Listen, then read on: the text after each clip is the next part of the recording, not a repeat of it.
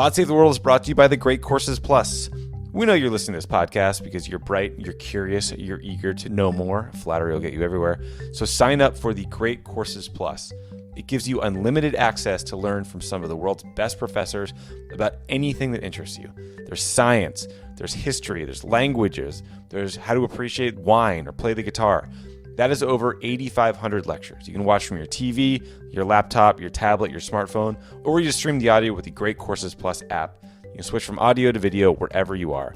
I really do recommend you check out the Great Courses Plus. I've watched a bunch of cool episodes. There was one about the connection between music and mathematics. There's another one that talked about great impressionist painters. I am making myself sound like I need more things to do.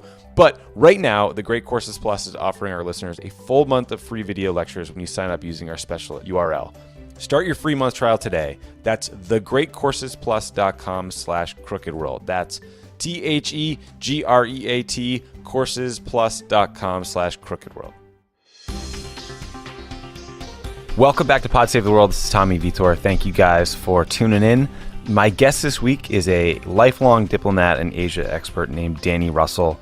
Danny and I wanted to catch up and talk about a few things. The first is the trip to Asia that President Trump is on right now as we speak. We do sort of a signals check on how it's going, how a trip like this gets put together, what work goes into it, and what makes it a success or a failure. We also talk about China, what President Trump is doing there, how their government and system actually works. I actually learned a lot because I didn't know a whole bunch of the stuff Danny told me. And lastly, we talked about North Korea. It's been a huge subject of discussion in Japan, in South Korea, in China, and everywhere President Trump has been. Danny gives me his sense, having just left government, about what the threat really is and what we can and should be doing to try to stop North Korea from progressing further in its nuclear program. Danny is a rare diplomat and a foreign policy expert who has a sense of humor. I think that will come through, so I think you guys will appreciate the interview. And with that, here's Danny Russell.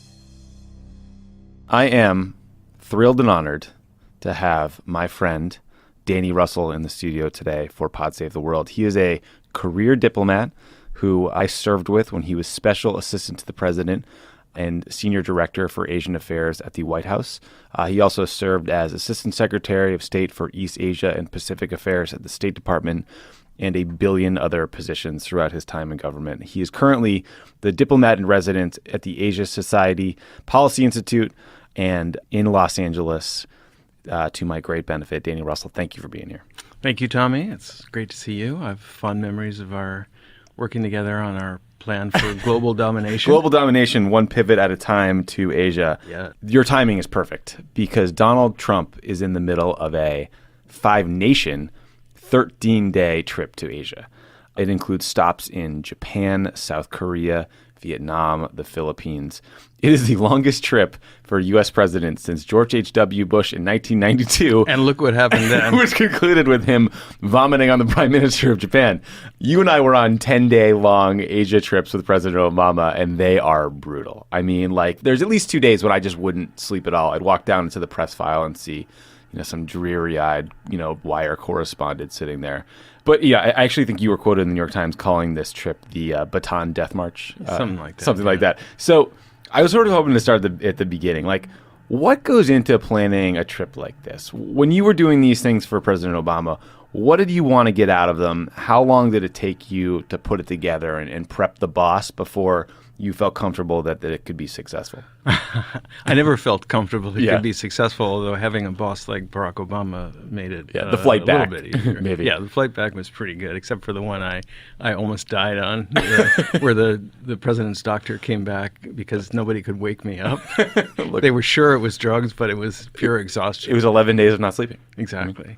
Exactly. So the only thing that's tougher than being on one of these trips is preparing for one of these trips. And, there are a lot of things that go into it. I mean, in terms of what you're trying to do, the visit by a president of the United States is an immense forcing function. So this is the world's biggest crowbar for getting things done and for kind of breaking open stalemates and problems. But in order for it to work, you have to have really laid the groundwork. And so what you can get out, what you can harvest, so to speak, and then what sort of seeds you can plant in a visit that can be followed through Right. on and collected later. Those are sort of the two big questions or objectives, in addition to, of course, the perennial objective of not letting your president barf on another foreign leader if you can avoid it.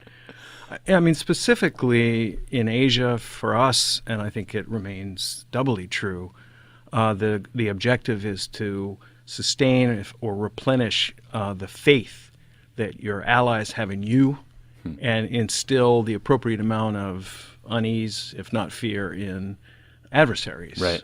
Wherever they are. So in terms of Asia, the big question is whether Xi Jinping's quote-unquote new era equates to the end of the American era. Right. So I think the mission of this trip in particular is to answer that question. And then there's always the, don't screw it up. Yeah, they don't screw it up. Planning.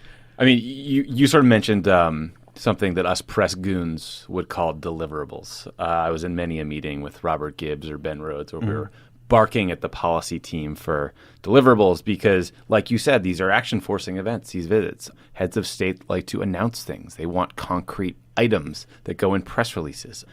Have you seen any such items or announcements or wins so far on this trip that President Trump has undertaken? Well, I mean, there are two sides to the coin. One is what you really get done, and the other is what I'd call opportunity costs. Did you actually utilize the trip and the visit of the president Right. To its fullest extent? Because it's not just about deliverables and tangible, immediate results. It's also about bending the curve, shaping the behavior and the trajectory of other countries. And if you haven't laid the groundwork and you haven't really prepared for it, then it just becomes a sort of flashbang stun grenade and it's over. So, in terms of deliverables, I'm pretty scarred. If you did a CAT scan on my brain, you'd find all these dark patches from all of my trips, and deliverables is still it's one makes of those me words. quiver. Yeah, It's definitely a trigger word. Yes. Because not everything is going to be instantly visible. Yeah. But what's critically important is to have a story to tell. And that's where Ben Rhodes' magic came in. So being able to tell the story, the strategic messaging, and it's not just a story, it's got to be populated with credible events, actions, and facts. So the deliverables, to me, are always a subset of the policy and a subset of the strategic messaging.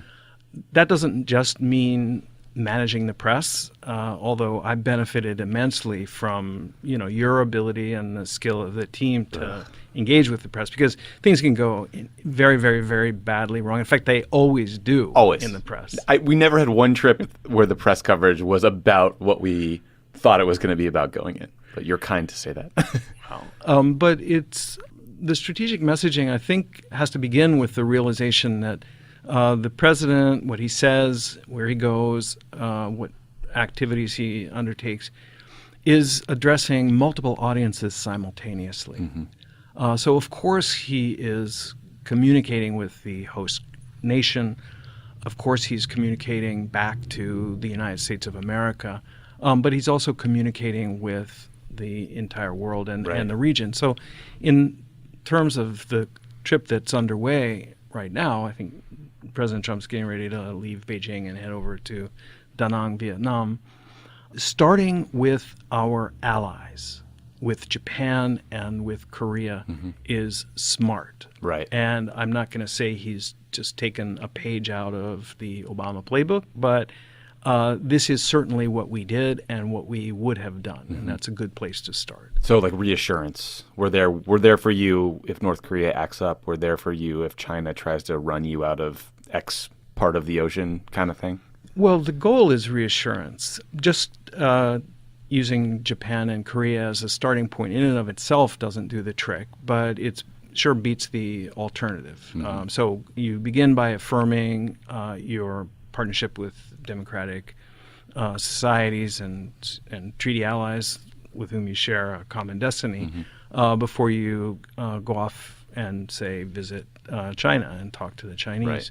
That's important. In the case of Japan, I don't think there's much you can point to as having been accomplished in terms of outcomes and deliverables. But okay, this is a very mature relationship. Right. Donald Trump had early on signaled that he was determined to get a bilateral trade deal. You didn't hear anything about that on the visit. So, there are plenty of quibbles in terms of how successful that was. But the fact that he went is a good thing. South Korea, even more important because he had, I think, the rough translation of the Korean is scared the shit out of the wrong Korea, right? Because, the North Koreans are masters of hyperbole. Right. They've got a whole ministry of propaganda and, the biggest thesaurus the world has ever seen. Yeah. You used to, just a quick aside, Danny used to forward me and Ben Rhodes like the greatest hits of North Korean propaganda, and it was always some fun reading. Well, a little less fun now, maybe a little more serious, but then it was great. Well, it certainly expands my vocabulary. Yeah, me too. It introduced the word dotard into American discourse. We all learned something. Exactly. So, the Korea part is good, but the big sort of enchilada, of course, is China. Yeah.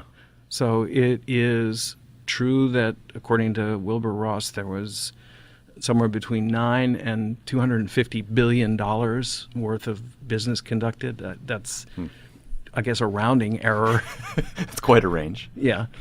Of course, the Chinese are masters of these sort of IOUs, and there's a lot of recycling going on and so on.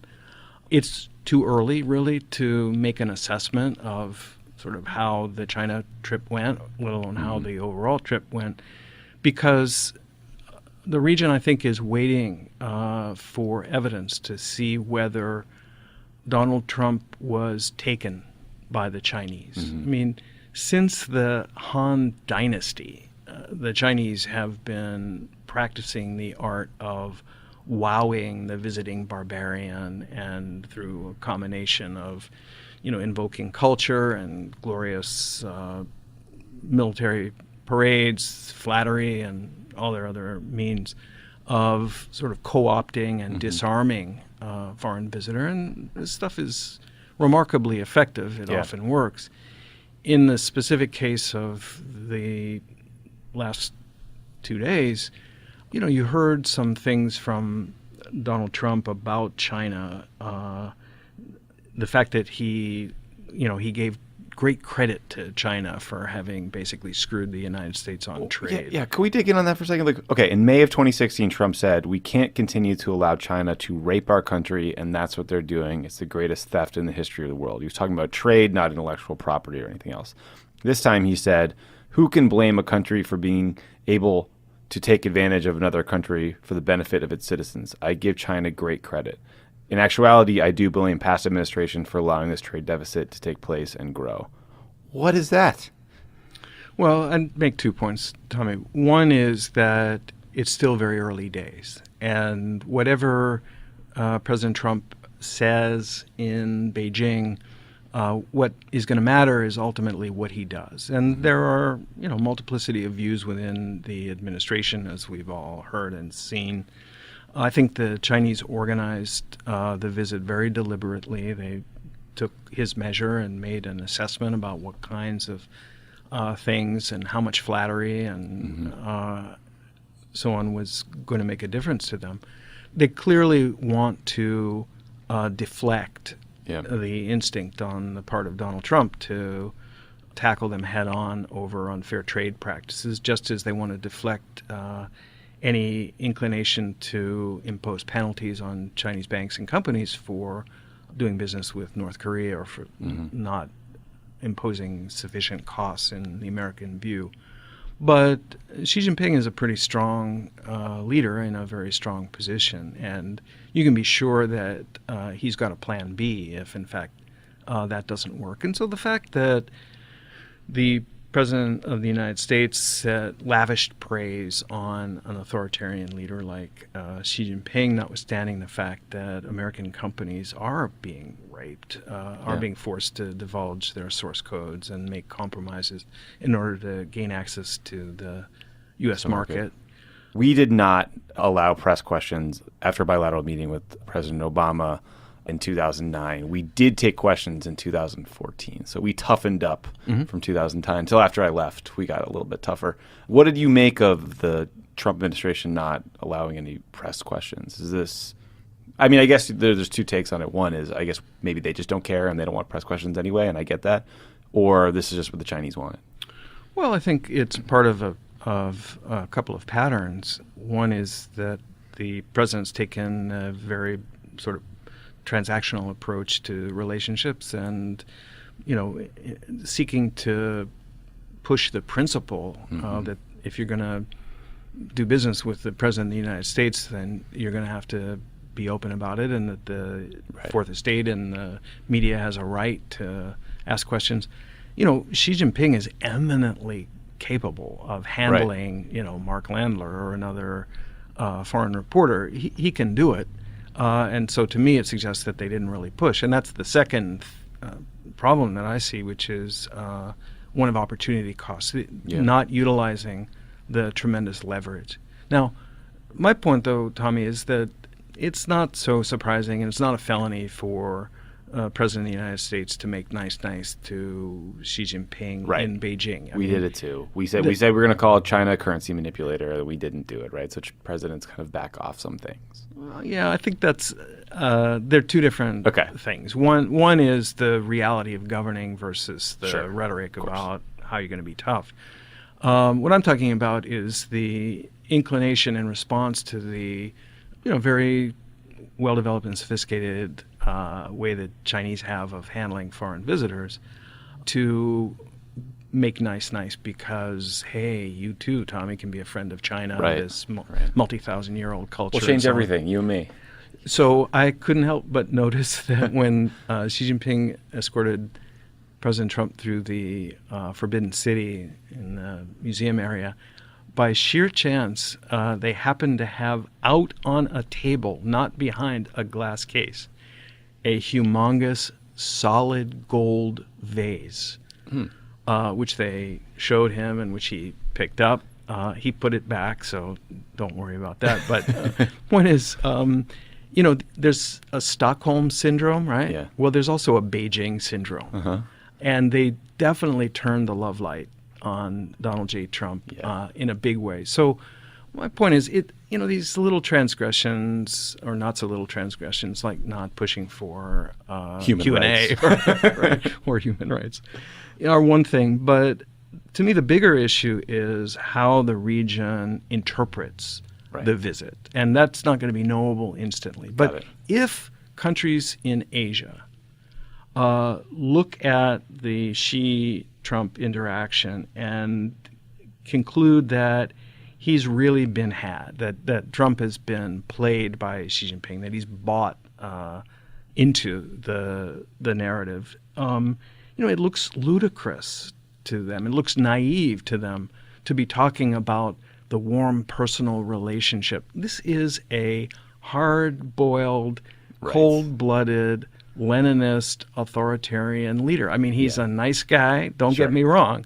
but he's not sentimental when it comes to China's interests. Right. Yeah, I mean, he's having his headshot made to look more like Chairman Mao's and distributed throughout the country. Xi Jinping is a smart, savvy leader. Right. So whether it's on trade or whether it's on DPRK, North Korea, or something else, we're not going to get progress in the U.S.-China relationship or on these problem areas because Jinping decided to do the Donald a solid. Right. That's not how it works. Moreover, for Xi Jinping, showing the Chinese people that the superpower, the leader of the free world, was bedazzled by China and is treating Xi Jinping as a peer, or frankly, treating him with deference, is a major domestic political win. Right. And showing the countries in the region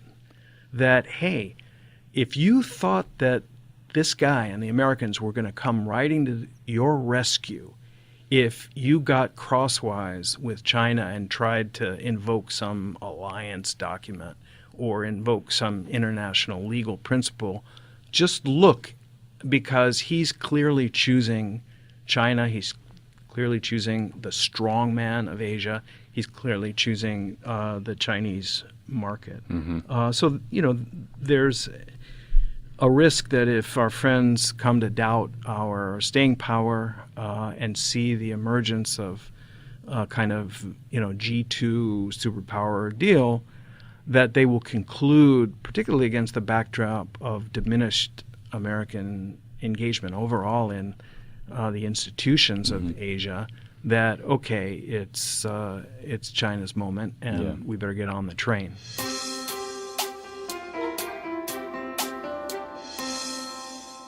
Pod Save the World is brought to you by Texture. Whether you're looking for dependable political reporting, high-quality storytelling, or the latest on culture and entertainment, magazines deliver it all with high-quality writing and beautiful photography. And now you can get all of your favorite magazines in one place with Texture. You guys have heard us talk about Texture. It gives you unlimited access to over 200 premium magazines, including leading titles like Time, The Atlantic, The New Yorker, Vanity Fair, Wired. And right now, you can try Texture for free. Just imagine having all your favorite magazines and all the back issues anytime, anywhere. To start your free Texture trial, go to texture.com/crookedworld. My listeners will get Texture for just $9.99 a month. That's over 30% off the listed price. Again, that's texture.com/crookedworld for your free trial today. Pod Save the World is also brought to you by FrameBridge. You guys have heard us talk about FrameBridge. I use it. Jon Favreau uses it. Jon Lovett will get around to decorating his place. FrameBridge makes it easy and affordable to custom frame your favorite stuff, from art prints to posters to the photos on your phone. The New York Times says FrameBridge is the company that won me over and is worth every penny. And with the holidays around the corner, FrameBridge is the perfect way to send a truly one-of-a-kind gift to everyone on your list. Here is how it works. Go to framebridge.com, upload your photo from a computer or your Instagram feed, or if you have a physical item, they send you a prepaid package so you can mail it in for free. You preview the photo online, you check out the frame style, you choose your favorite, or you get help from one of their designers, and then the experts at FrameBridge will frame and ship your item in days, not weeks or months. And the best part, instead of the hundreds you pay at a framing store, their prices start at $39 and all shipping is free. And right now, Pod Save the World listeners get 15% off their first order at framebridge.com when they use my code CrookedWorld. Again, guys, go to framebridge.com and use the promo code CrookedWorld to save an additional 15% off your first order. That's framebridge.com/crookedworld. I got asked this question a bunch from people.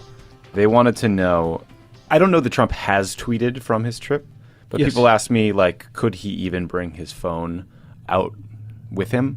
And my memory from my time in government was hearing stories from people doing advance on the trip who would wake up and see their phone just sort of magically scrolling through by itself next to them on their bedside table. My sense was the only way Trump's information security would be safe is if he took the battery out and never let the phone leave the plane. But I'm curious what your take is on whether or not he could bring his phone or tweet while he was in China. Well, since my life is an open book, Tommy, I have nothing to worry about. I'm sure the Chinese have long since crawled all over every piece of electronics that I own. But unlike me, Donald Trump has WACA, the White House Communications Agency, looking after him. Without a doubt, he was instructed not to bring his devices to China. And most people, including most business people, keep burner phone or a spare iPad or something, go in clean, come out dirty. The president, though, had occasion to tweet several times while he was in China, and it's almost morning now, so there could be more. Here comes a temper tantrum. Well, trust me, nobody's more nervous about it than the Chinese. I'm sure. But the fact is that if you are a foreigner using a 4G phone that's registered overseas, you're going to be able to access more things, I think, including Twitter. But if you're a Chinese individual, if you're resident in China, let alone Chinese citizen. Yeah, no internet generally. I want to ask you a couple more questions about China in a minute, but I want to ask about a couple more things on the trip. President Trump is spending 2 days in the Philippines. That's because there are major summits there. But he's also holding a bilateral meeting with Rodrigo Duterte, the president of the Philippines. Duterte has been accused of mass murder before the International Criminal Court because his version of the war on drugs is not Nancy Reagan in a commercial. It is indiscriminately slaughtering thousands and thousands of people. Rather than criticize these extrajudicial killings, Trump told them he was doing, quote, an unbelievable job on the drug problem. Danny, this is a hard problem, right? You have these big, important summits in a country led by a homicidal maniac. What would you have done if President Obama had to go to the Philippines and there was a request from Duterte to meet? Like, how do you deal with a goon like this in a world where there's a lot of goons running around that have a lot of power? Well, President Obama attended summits in countries with somewhat unpalatable leaders more than once. And it is a pretty high bar for the President of the United States opting to boycott a multilateral meeting. Yeah. I'm kind of getting a feel for your views on Roddy Duterte.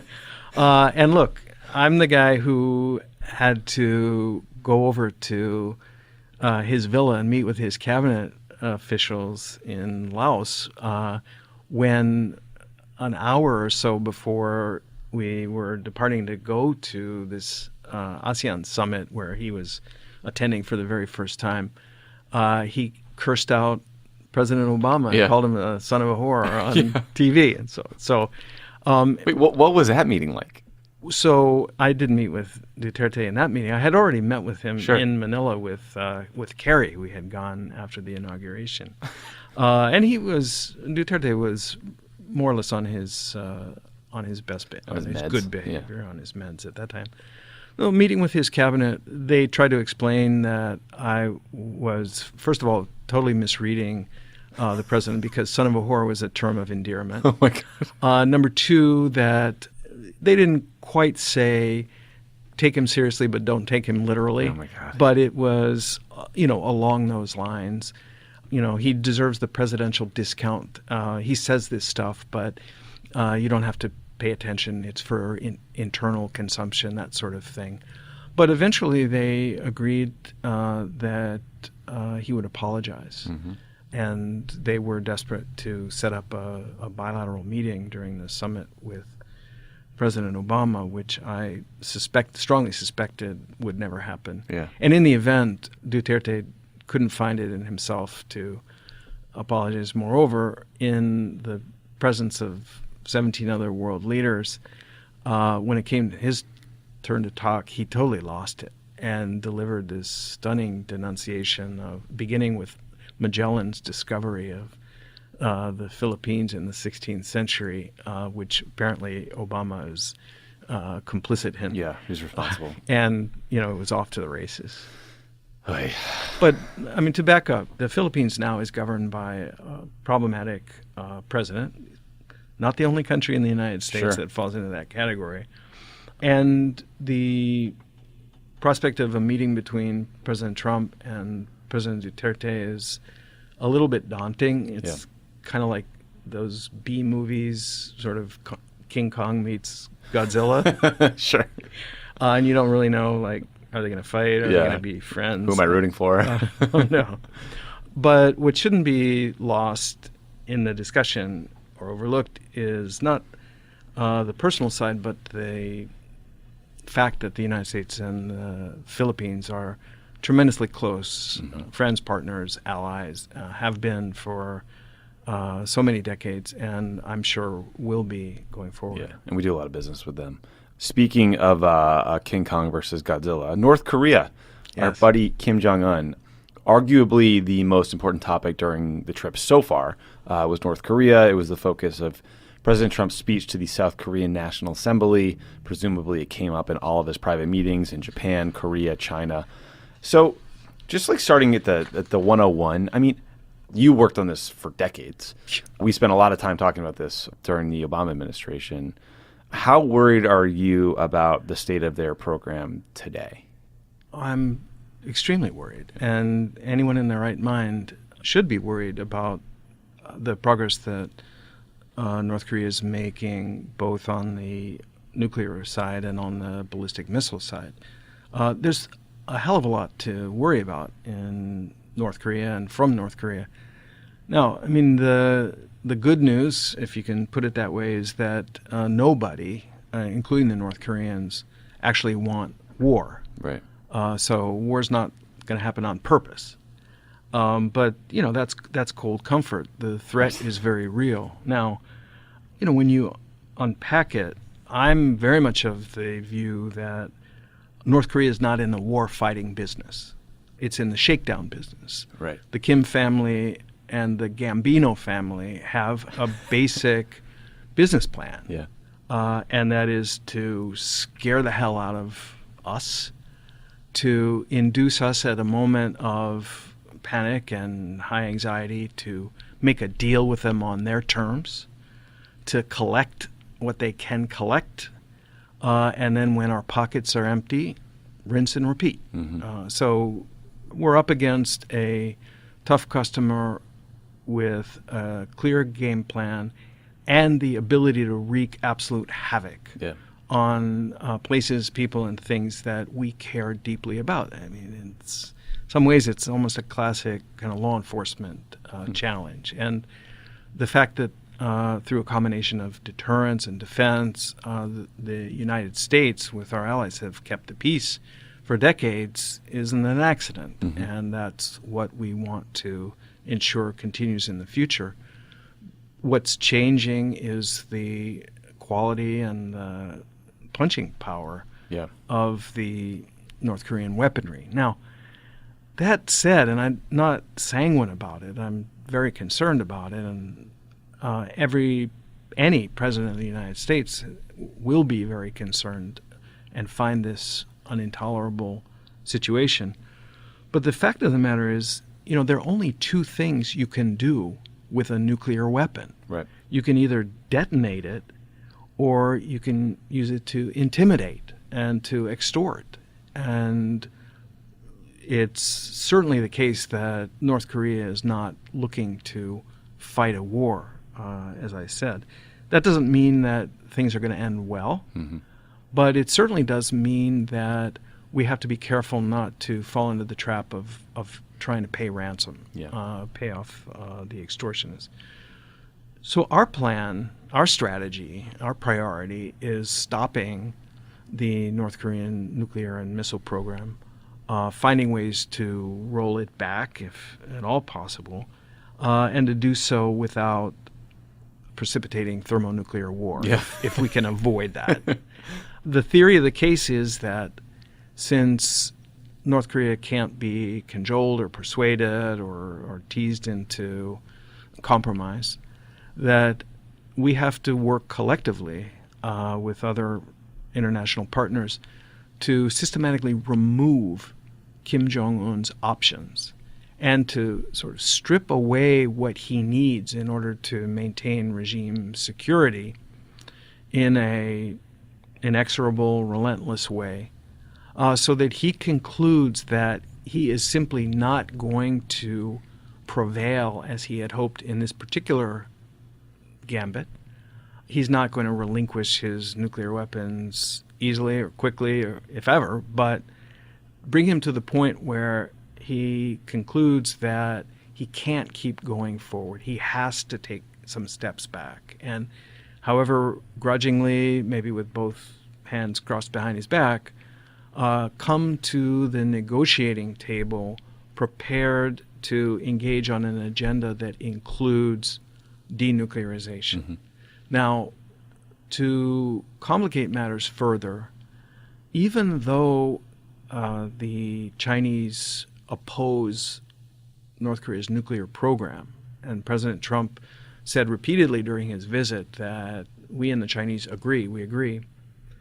In every meeting with Xi Jinping that I ever attended, accompanying the president, the vice president, the secretary, etc., Xi Jinping always made the following statement. He said, China's position is no war, no chaos, no nuclear weapons on the Korean Peninsula. That means no nukes. No nukes comes in third. Yeah, right. So a big part of the Chinese strategy is stopping the United States from squeezing Kim Jong-un so hard that it either starts a war or that it precipitates a collapse, which has negative strategic consequences for the Chinese side. Can I ask you about the off-ramp? Because we've seen Trump seemingly lurch from sort of relatively conciliatory statements early on, saying he would meet with Kim Jong-un, he had empathy for him, to ranting about fire and fury and undercutting Rex Tillerson, who was trying to have conversations about North Korea and saying it was a waste of time, back to what, in South Korea he outlined in his speech seemed like a fairly standard approach to South Korea. I mean, do you think they've provided the space to get that off-ramp that would allow Kim Jong-un to sort of back off? Or are we still at loggerheads in a scary way? Well, I'm not an advocate of the kind of insult brand of diplomacy, or diplotainment, maybe is what it really is. And I don't think it advances the cause. But I also don't think that it is going to trigger war with North Korea. That's good news. In part because President Trump has a record of being able pretty agilely to sidestep otherwise apparently categorical statements and commitments that he's made, and I don't expect this would be any different. Certainly it looks like the North Koreans, who are themselves in the hyperbole business, feel that he's bluffing and that they've called his bluff. That's not a good place to be either. No. There's a real risk, though. Well, let me put it this way. The problem is not that you can't get the North Koreans to the table. Right now they're playing hard to get. But I believe that their strategy is to, in fact, get us to the table.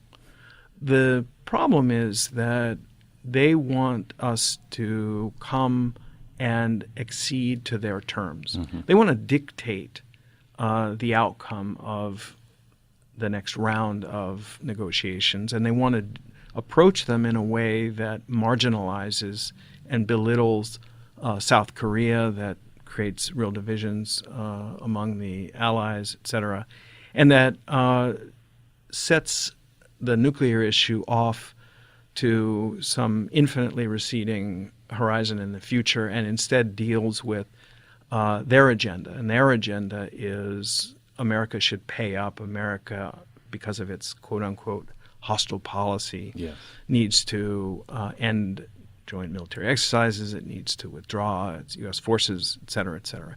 If we accept negotiations on those terms, we are making a disastrous mistake, one that will not only go nowhere in terms of progress on the threat from their nuclear and missile programs, but will also be tremendously damaging to our alliances, and I think undercut the NPT and American credibility around the whole world. Right. Now, I'm not saying that we have to lay on elaborate preconditions, and many people are a little bit confused by some of the statements, including in the president's speech to the South Korean National Assembly, that implied that the objective of negotiations, denuclearization, is somehow a predicate or a prerequisite for negotiations. But maybe that's inexperience, and maybe those are just nomenclature issues.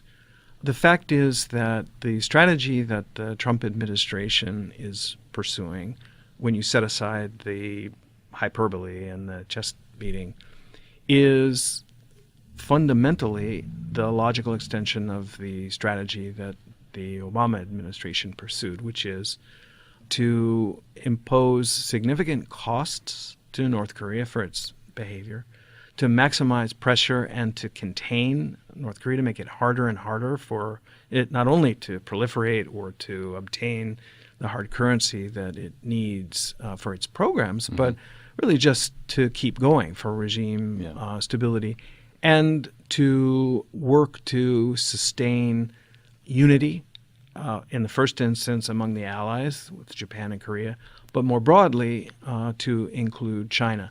This is all a good approach. Now, by good, I mean the least worst of a whole raft of terrible options. Yeah. But it is, to paraphrase Sherlock Holmes, what you have left when you remove everything else that is utterly unacceptable, like war.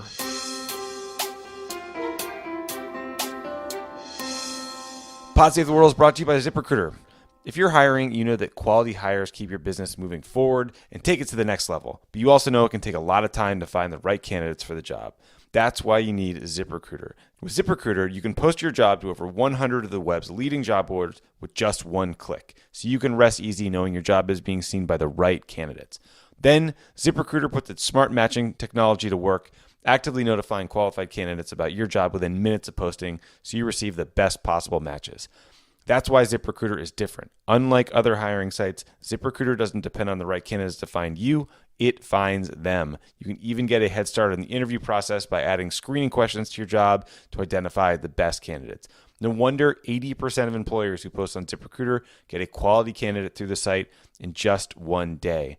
And the easy-to-use ZipRecruiter dashboard lets you manage your hiring process from start to finish all in one place. That is why ZipRecruiter is the smartest way to hire. And right now, my listeners can post jobs on ZipRecruiter for free. That's right, free. Just go to ZipRecruiter.com/pod. That's ZipRecruiter.com/pod to try it for free. So often you hear, the conventional wisdom you hear on North Korea is that China could fix this. You see it in Trump tweets, you see it in punditry on TV. What do you think the reality is there? And what do you make of sort of a related idea, which is that there's a suggestion that unlocking China's efforts and getting them to do more would involve having a conversation with them on the front end about what the U.S. presence on the Korean Peninsula would look like in the event of either Kim Jong-un falling or reunification of South and North Korea? Well, I'm very much of the view that there's no peaceful solution to the threat from the DPRK that doesn't involve serious U.S.-China authentic collaboration, strategic cooperation. But there is no amount of nagging and no amount of threatening that will get them there.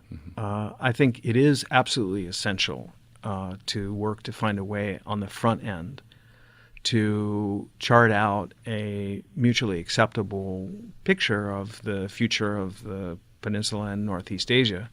However, that's not as easy as it may sound for a couple of reasons. The starting point has to be what I would call a mapping exercise. We really need to seriously examine what our respective interests are, what our thresholds are for an acceptable outcome, and to try to see where they overlap and where they diverge. Because although there are important areas of convergence between the U.S. and China, such as we strongly oppose a nuclear North Korea, there are also important areas of divergence.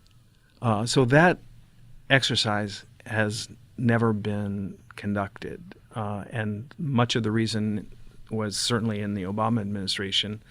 The Chinese just didn't have an appetite for being that open. And there was a taboo, a kind of totemic fear that if they talked about a future without North Korea, they were somehow secretly green lighting a U.S. military operation or covert action, something like that. So there is, a not inconsiderable trust deficit. It will not be easy to find the right people from Beijing and the right people from Washington, but I think that's an eminently worthwhile project. You can't expect the Chinese simply to take our word for it. Right. This is a Leninist system that believes strongly that the West is out to get them.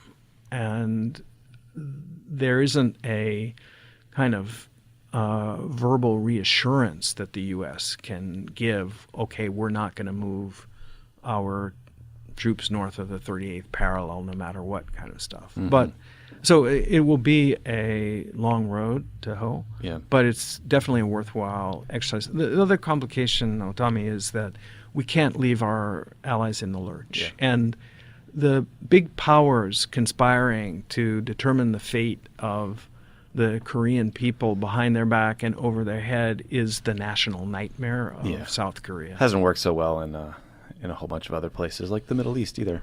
But luckily we have the man for the job, Jared Kushner.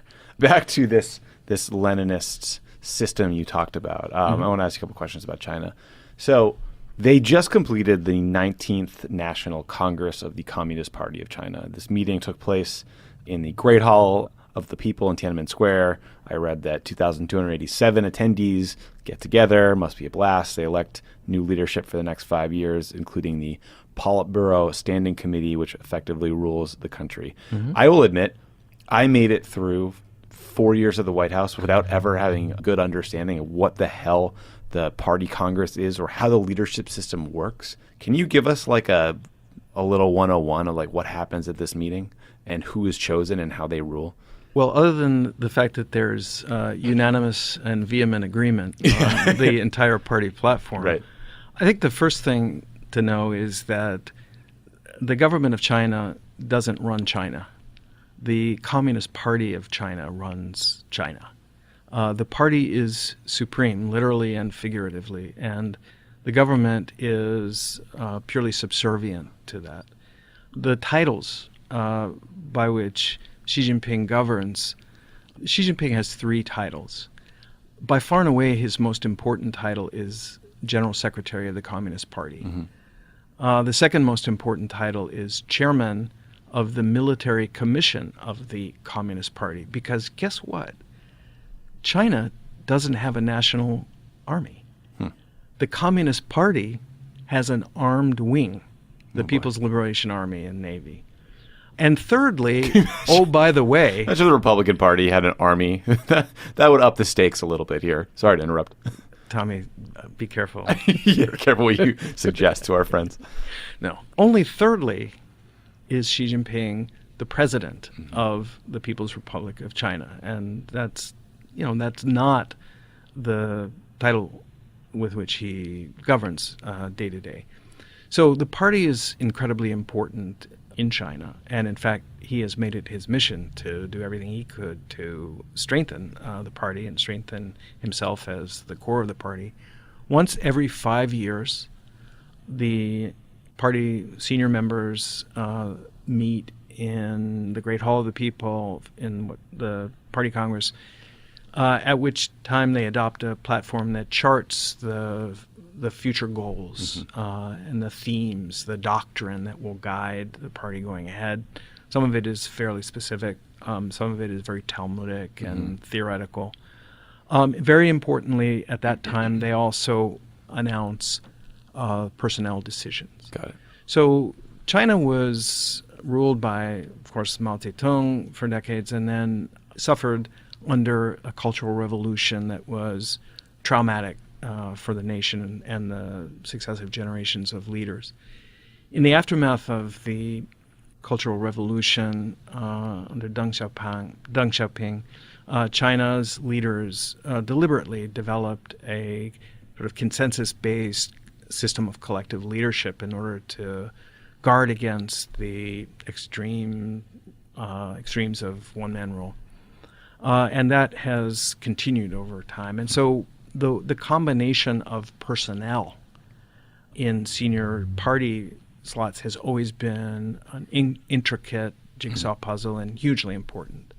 So basically, you have the Central Committee, which is about 200 plus senior party members. You have the you have the Central Committee, 200 some odd members. You have the Politburo, which is about 20 plus members. And then you have the Standing Committee of the Politburo, which is now 7 members. And these are the sort of 3 leadership tiers. Xi Jinping was successful in in ensuring that no rival faction within the Communist Party was able to place a powerful member, someone with a future, in the standing committee.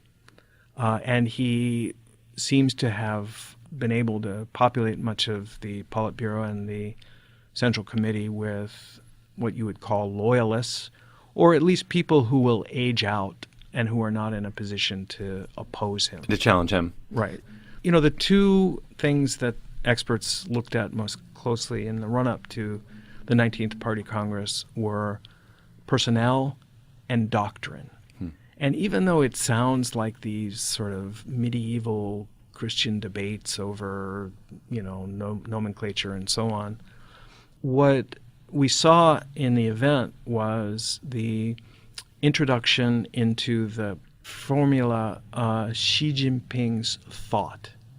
And just take my word that introducing Xi Jinping thought, which is the same language that was used for Mao Zedong thought, and a lot of experts would argue a bump above Deng Xiaoping's theory, and certainly a lot better than what Jiang Zemin and Hu Jintao had, that this represents more than almost anything you can point to the success of Xi Jinping's effort to really take control of the Communist Party. Because what it means is that if Xi Jinping's thought is enshrined in the party constitution, he speaks for the party. Interesting. And he can't be gainsaid. That's not a 5-year scenario. Right. That's a, until the next strong guy comes along that's a scenario. long play. Right. He's a tough cookie, right? I mean, he grew up dirt poor,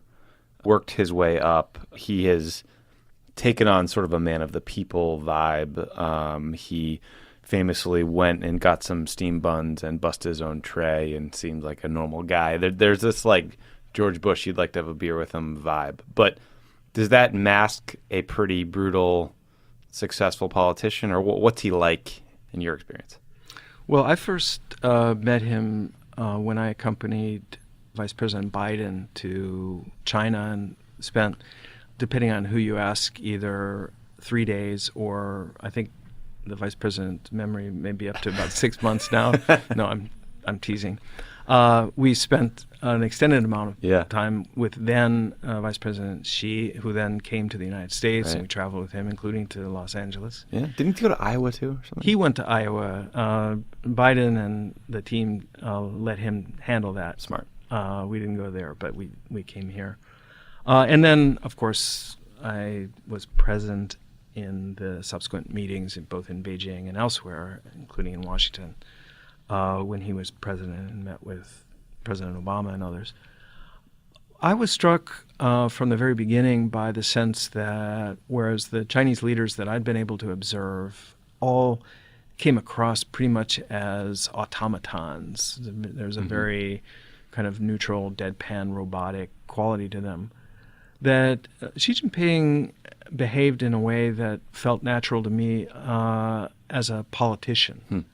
And I don't mean, stem-winning speeches and that kind of stuff, but he was always asking questions. He had a pretty considerable intellectual curiosity. He wanted to come out of any meeting kind of the winner, not because he'd out-argued the other guy, but because he'd sort of found out what the other guy knew that might be useful and applicable to him.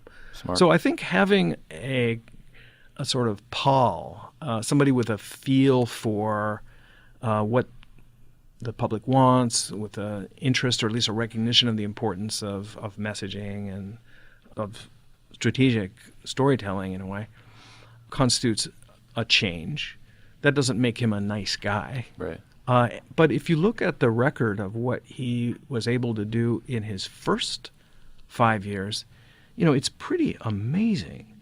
As I said, China's leadership had evolved into collective leadership, consensus-based, in which the elders, the former presidents, the former leaders, wielded immense power from the sidelines. And in Chinese culture, for a lot of reasons, there's a very clannish element. And so who your patron is and who you line up with, whether you came from the Communist Youth Party or you came from Shanghai, all that matters hugely. Are you a princeling? Are you a technocrat?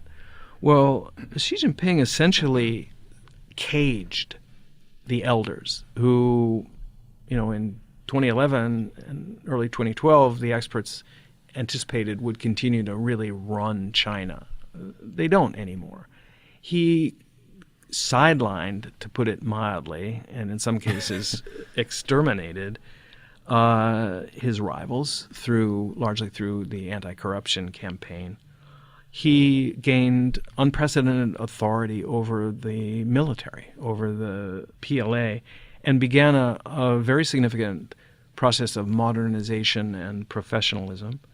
He, in many respects, sort of marginalized the government bureaucracy, which has been an obstacle to reform in the past, by creating these party leading groups, coincidentally, all of which he chairs.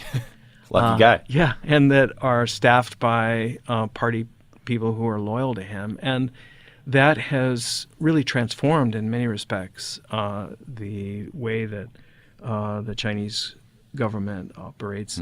He built up a draconian internal security system and a propaganda system par excellence. He's legalized and institutionalized repression and ironically used the fruit of open society's technology to develop tools to eliminate political space in a big way. He's squeezed foreign companies in China to China's benefit. He's leveraged market access. He's kept his economy growing. He's pursued a reform in a couple of areas. He's certainly bolstered China's regional and global profile. I mean, see Davos' speech in January, to an extraordinary extent. He's used things like the BRICS, the group of Brazil, Russia, India, China, South Africa. He's used and developed the AIIB Bank, and now this much talked about Belt and Road Initiative. The Asian Investment Bank. Right. So he's doing literally everything. And he's gained a pretty substantial degree of control and leverage over his neighbors, as witness the South China Sea and the Philippines and Brunei and others. He totally beat the rap on the Law of the Sea Tribunal verdict that had gone shockingly against China. Nobody's been able to hold him accountable. So that was all in his first term. Now, coming out of the 19th Party Congress, he is significantly strengthened politically, and he's mapped out the China dream. Yeah. He's mapped out what he calls the new era. And what the current trip to Asia by Donald Trump will tell the region is whether the future is going to be the China dream, whether the new era is going to look a lot like China in the Qin dynasty, where the imperial center extracted tribute from the peripheral vassal states. In other words, in modern terms, a sphere of influence. Good. Another one of those. My last question for you is about cybersecurity and sort of cyber warfare. We kind of joked earlier about, not taking your phone into China or off the plane if you're President Trump. But, we've been hearing so much about Russian hacking lately. And I think the Chinese are arguably better at it. They've stolen millions of U.S. government personnel records, including ours. They've stolen sensitive information about our most advanced fighter jets, for example, the F-22 and the F-35. They've hacked Google. They've stolen billions of dollars worth of intellectual property from countless companies. Do you think there's a chance that the Chinese could see Putin's interference in our election and how successful it was and think, let's try that now? We should shift our focus from more traditional subterranean spy work to overt attacks like the Russians did. That's a great question. And when people say that's a great question, it always means they don't know the answer. Yeah, I'm saying guess, right? Well, I think that China and Russia are quite different. Now, there are points of convergence and there's overlap. First of all, there is no Comintern in China. I mean, China is not a proselytizing nation in that they are not trying to spread their political system. They are trying to delegitimize the American-led Western liberal order, but I think that's for their own reasons. They want to insulate themselves against pressure to adhere to inconvenient universal norms and laws and values and so on. Not that they're out to genuinely substitute their way, because it's an exceptionalist culture. It's China's Communist Party. So they're not like the old Soviet Union. I also think that, unlike Vladimir Putin, the Chinese don't object to there being a thriving United States. They're not seeking to undermine our system, in my opinion. They want, however, to ensure that they are able to have their way with the region, certainly, and with select parts of the world without American interference. So I tend to question whether the Chinese would be tempted to interfere as aggressively or directly in the U.S. political process as the Russians might or may well have.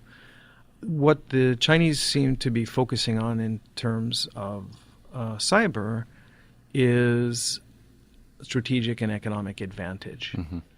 So, first of all, they're playing a defensive game. They want to maintain absolute control over what happens in China, including in cyberspace around China. And that means that we have diametrically opposed views of the internet. Is it the World Wide Web? Or is it a web that looks like that world map you had when you were in high school with different colors for different countries and hard borders? The Chinese, in the first instance, want to ensure that no other party or country can introduce information into China without their say-so. They want to have absolute control at home. Secondly, I think that although the Chinese, first in copyright and patent matters, and then as China grew and discovered that it had something to lose, not just something to gain, then moved into the cyber world, China has acted in a way that suggests that all's fair in love, war, and business. The United States government under Barack Obama categorically objected to that. We remonstrated with them. The president was very forceful in every meeting he had with Chinese leaders, including a long, difficult discussion at Sunnylands that I recall, to no avail until in the immediate run-up to Xi Jinping's state visit to the United States, word got out that the United States was preparing to take very significant legal action against state-sponsored, cyber-enabled theft of American corporate proprietary information. And that would have proven a huge embarrassment to Xi Jinping. He dispatched his security czar, Meng Jinju, to Washington with basically don't come home without a deal instructions. And in the course of 48 plus hours, we were able to hash out some basic rules of the road that have, by and large, stuck, that included an acceptance by China in principle that that was unacceptable behavior. So there are a lot of dimensions to our differences in cyberspace. I wouldn't be tempted to apply the Russian template to China, however. Good. I'll never forget when I first got the NSC spokesperson job. I got a request from the Chinese embassy to meet with their my counterpart, I guess, in the embassy. And he showed up with like 8 dudes, and they tried to hand me and Caitlin Hayden a whole bunch of thumb drives and CD-ROMs and all these helpful items that we took on board and gave to the intel goons back at the White House and never looked at again.